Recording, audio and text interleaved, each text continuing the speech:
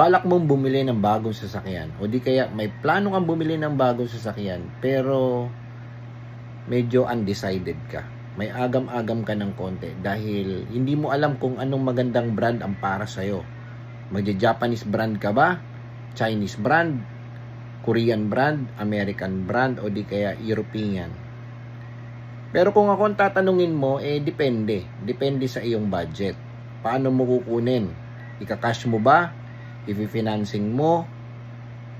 Saan mo paggagamitan? Ilan ang sasakay? At location mo? Dahil kung kayo ay taga-province at medyo bahain na ang inyong lugar, mas mabuti pang mag-Japanese brand ka.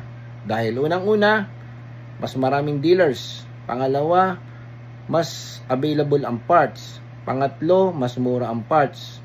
Pangapat, mas mura ang maintenance. Panglima, matibay. Pero kung ikaw ay taga Metro Manila, depende na lang kung anong brand ang mapusuan mo at magkano ang iyong budget.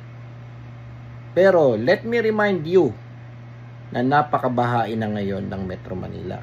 Kaya mag-isip ka muna bago bumili ng bagong sasakyan.